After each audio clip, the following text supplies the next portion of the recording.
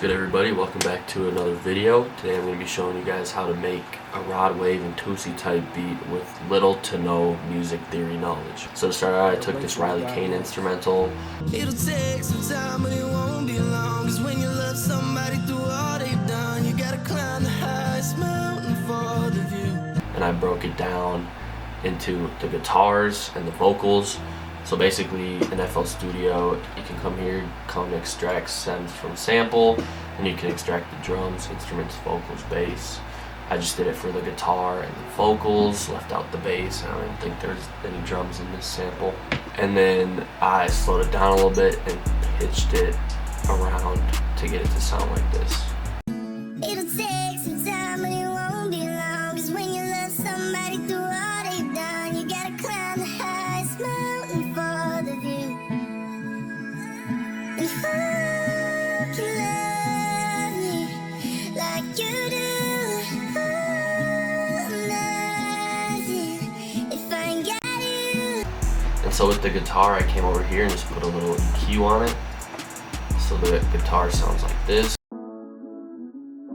Just kind of tucked away in the background is like some background instruments there. And then for the vocals, I did a little bit more, but I just put on a little reverb, a EQ, just cuts out all the lows and highs, a delay, fruity compressor just to compress it all down, and then a little vocodec, which is turned down a lot. Looks like that. And then this is what the vocals sound like.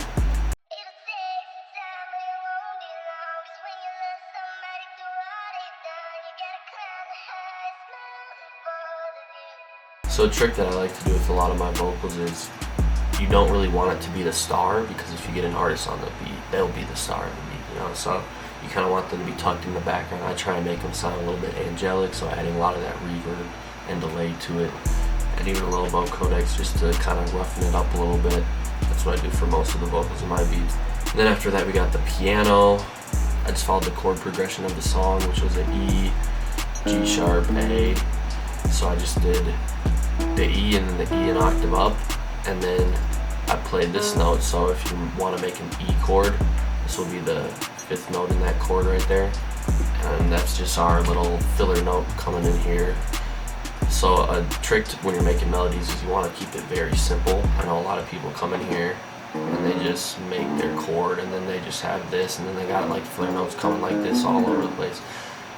That can work for certain beats, but especially for like piano beats and rod wave and Toosii beats, you want to keep your pianos very simple, because then you'll add a lot of layers like guitars, strings, all that stuff on later.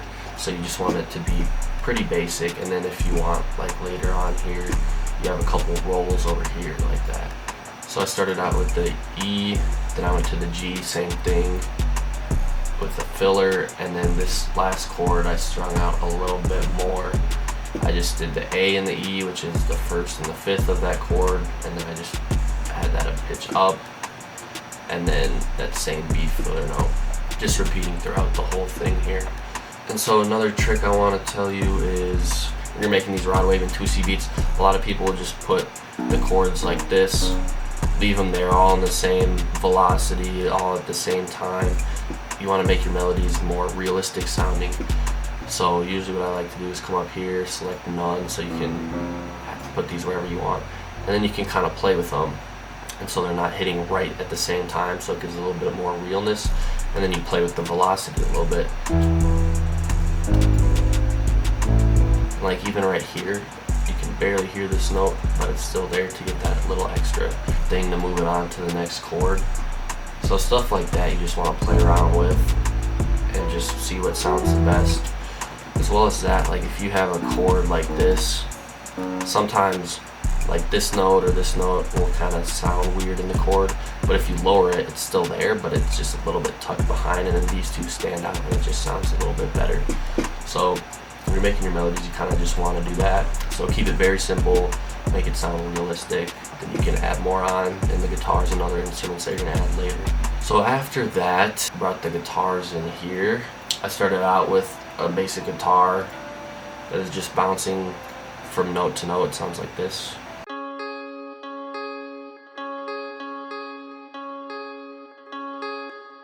And then I just repeated that throughout the whole thing. It just kind of gives it that little extra background noise, but keeps it very simple. It's just the same two notes going back and forth, so it just adds that little bit of extra sauce to it. And then after that, I added some like runs and fills, whatever you want to call them. Sounds like this.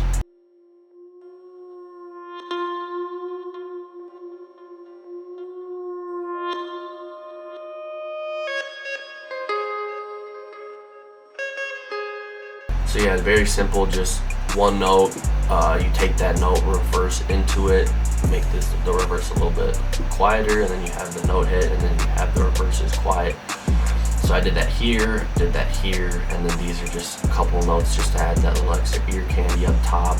Nothing too crazy. You could honestly, if you don't have a guitar, you could use a fake guitar or a VST guitar, as well as even using things like arcade that already have guitar phrases in them. I know for a lot of Broadway's older beats, they're just full of those guitar runs and fills and stuff that are just online. I think it's nice to have your own guitar so you can kind of put your own little spin on it. But if you don't, that's definitely an option. And then the last part, we have the bass. This is just a contact Rickenbacker bass. You buy it on the Native Instruments website. This is the bass that I use in basically all my beats. I know a lot of other people use it in their beats too. It's just a classic bass. It sounds really well on Pain beats. So we just followed the root notes there and just repeated that over. And then with that, this is the full melody.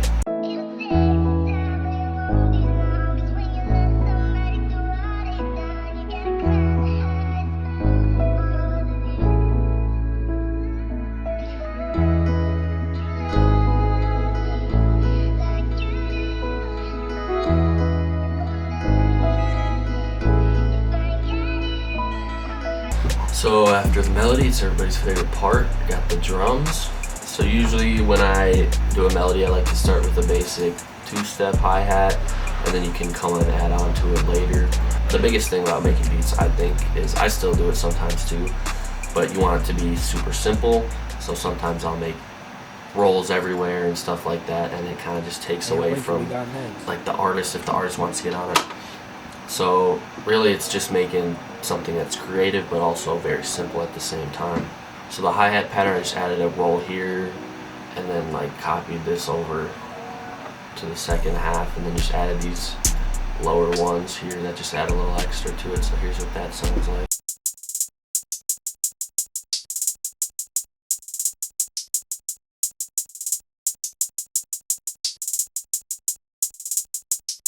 And then you add on the clap and the snare. So this one I kind of got a clap snare going here. And then we got our snare, which is just a basic. It sounds like this all together.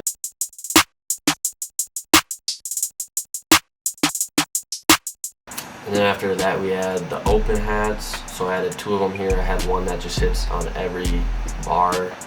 And then I added one in the background that hits right before the bar, and it just adds a little extra like ear candy type of thing.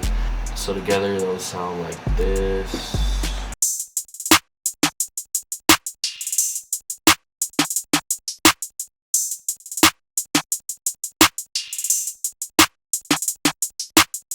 And then after that went on to the perks, so we added just a little rim, a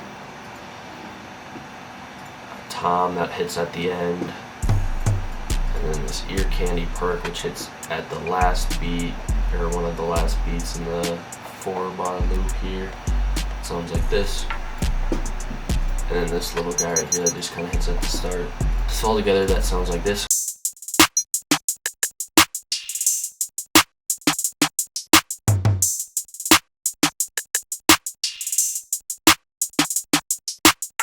So as you can tell, it's pretty simple. There's not a whole lot going on. And after that came in with the 808, so I just took a basic spins, followed the root notes, and then switched up a little bit at the end.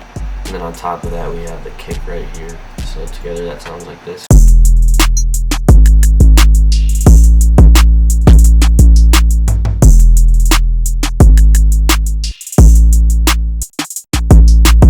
And then after that comes to the arrangement. So what I like to do in pretty much all of my beats is you start out here, have your little intro. This one's a little bit longer because with the vocals I thought it sounded better. And then when you bring the drums in, it sounds like this. No kick. The bar after that, add the kick in, gives it a little switch up, and then you add some more instruments back here, like as you can tell I put the guitars in. And then in the third one after that, you kind of drop out some instruments, make it a little more bare bones, and then I do like to put a little switch up here. So usually I just cut out the 808 or like some instruments just to switch it up a little bit, and then full circle, bring it back around, have a lot of instruments, and then just the same old kick 808. And after that you have this little break right here for a hook, and then you go back into it, and then beat ends after this. So that's my arrangement, and then a couple things I just added in here, some sound effects. That's a great one to transition into a bass part, like right here, and then one to transition to the beat, sounds like this, a little riser and a swoosh. And then the last thing I want to talk about is leveling your beats. So this is very important. There's a lot of times when the beat sounds kind of clogged up and it just doesn't sound as good because the mix isn't the best on it.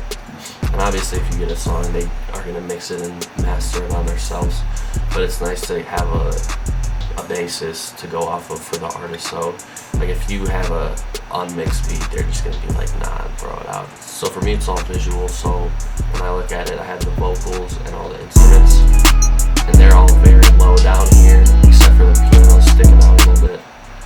And then after that you want your loudest instruments to be the 808 and the kick. So as you can tell, that one's hitting up here, and then when the kick comes in, that one will be even louder normally. See that little punch through.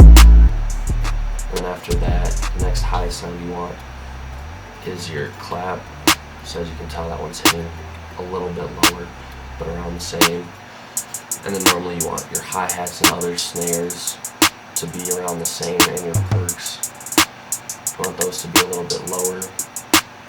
And then the last one is you want your open hats and crashes and stuff to be the lowest, because they're not really the star, they're just kind of a background to give emphasis to the other instruments being played.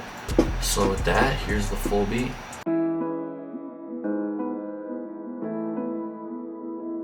Okay, do it now. Ayolincoln, we got next.